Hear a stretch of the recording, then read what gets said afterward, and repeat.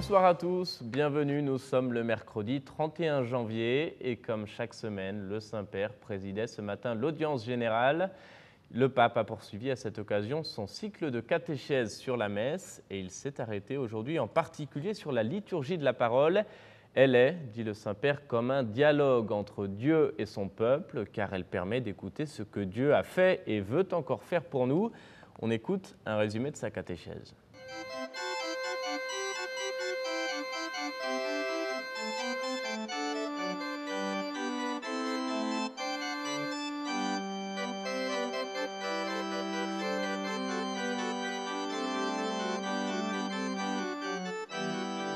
Frères et sœurs, la liturgie de la parole est une partie constitutive de la messe qui nous rassemble pour entendre Dieu nous parler directement.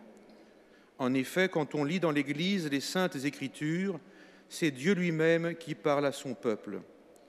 Cette parole devient vivante, elle nous interpelle quand nous l'écoutons dans la foi, et nous avons besoin de l'écouter. La liturgie de la parole est désignée comme une table abondante, qui propose largement les trésors de la Bible comme nourriture dont nous avons besoin pour vivre. Le psaume en particulier aide à méditer la lecture qui a précédé. La proclamation partout dans l'Église des mêmes lectures favorise la communion ecclésiale.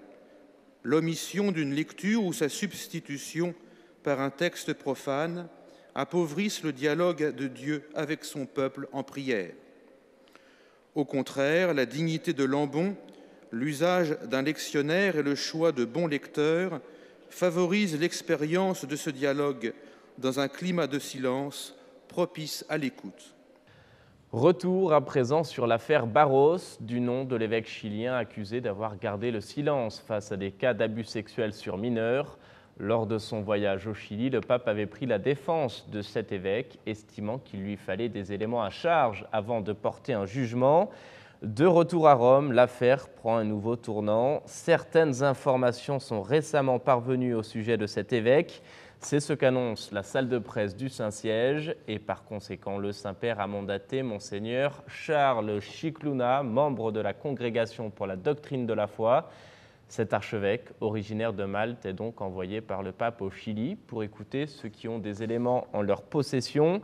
C'est ce que déclare un communiqué du Saint-Siège. Une nouvelle page est donc en train de s'ouvrir dans cette douloureuse affaire.